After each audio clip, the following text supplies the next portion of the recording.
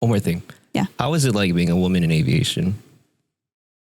I have not had it as hard as some of the other women that I've known kind of over the years of like, they've gotten some pretty nasty stuff said to them. Now, I have also said, or have also received very inappropriate or nasty comments, especially from students or from... Really? Yeah. I mean, unfortunately, it's just kind of what happens. It's, you have to have thick skin.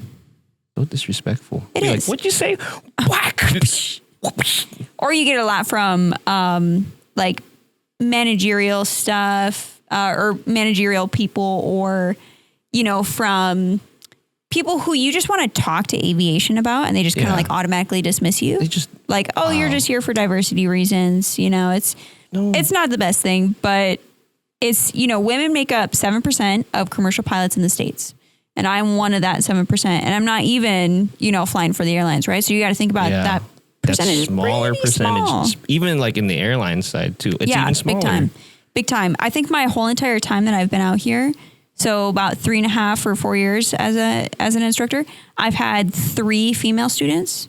And it's just kind of like each one I see, I'm like, oh, sick. You know, there's going to be more of us. Finally, great. a girl. Right. Yeah. But you kind of have to like prep them, you know, like, hey, you might get this said to you every once in a while. And you got to be professional too about how you respond, because aviation is a crazy small industry. So if you piss off even like a guy who's got very close-minded views, that could affect, you know, your career choices down the road. Unfortunately, that's just kind of what you got to think about. Wow. Yeah.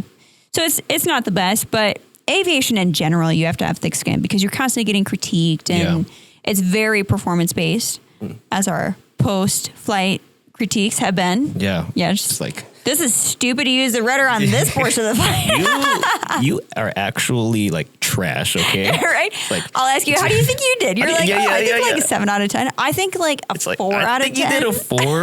It's like that slow flight, you were going left the whole time. Yeah, it was terrible. It was terrible. And then do you know what rudders are? You tried to recover and we still kept going left. Yeah, it was terrible. I don't know what you think that was, but it was not slow flight. But no, it's just, I don't know. You just got to deal with it. You know, it's not going to go away anytime soon. I think it's getting a lot better. Yeah. But it's unfortunately not going to go anytime soon. You're badass. Thank you. It doesn't even matter. Wow. You can have a lot of, you think you're going to have any more challenges going into the military now? Oh, yeah. Really? Yeah, I think military, okay. It's no secret that pilots have large egos, right? 100%. Even myself, I'm pretty macho sometimes. Yeah, bursting. Yeah, just got to bring that down a little bit. No, I mean, it's hard. You got to be very confident in your skill set, right? And some people will take that too far. I think in the military, it might be even more so than civilian aviation. Really? Based on what I've heard. But, you know, also like the pilot checkouts that I do here, a lot of the guys are older pilots. And they're super humble, really sweet. You know, honestly, they're the ones who encouraged me to do this in the first place. I was very anti-military aviation. Really? So I was like, yeah, I've already paid for my stuff. There's no freaking way. I don't want people to tell me what to do with my daily life too. And I don't want to, you know, it was just a lot of reasons. So I was like, screw the military. Screw it. And now I'm joining leaving for OTS in a few days. Now I'm leaving and now I'm doing at least 10. Yeah, right. 10 years. Sign me up. Doing at least 10. But no, I mean, those guys really convinced me to do it in the first place. And they're just very sweet. They were telling me about all the benefits and stuff. So you get people like that.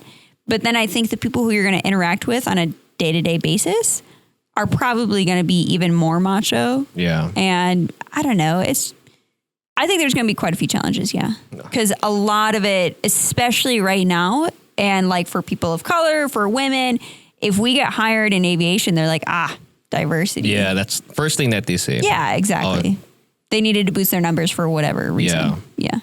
But it all comes down to performance. Oh, yeah. Skill level. We have the same, you know, we have the same qualifications as everybody else. We have the same hours. It's not like we had to get hired with less. You proved yourself to come to this point anyway. Yeah, it is the whole thing of like paying your dues. Like I've done that. You've done that. You paid your dues. Yeah. Starting a new chapter now. New chapter. If you could give advice to those other aspiring women aviators coming up through, they're looking up to you, by the way. What is it? Wow, this is tough. It's deep advice, huh?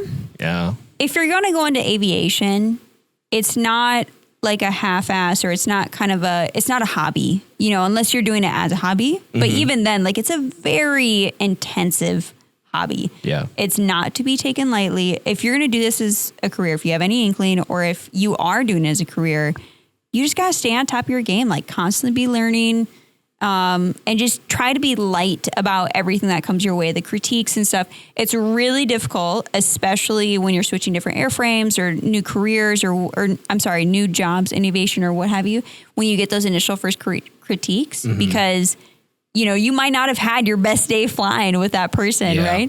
So it's just like, you got to be light about it. Okay, next one's going to be fantastic. Don't let it affect the rest of your performance. And that's kind of day to day too. If somebody says, a stupid little comment about you that's not, maybe a little sexist and stuff, brush it off.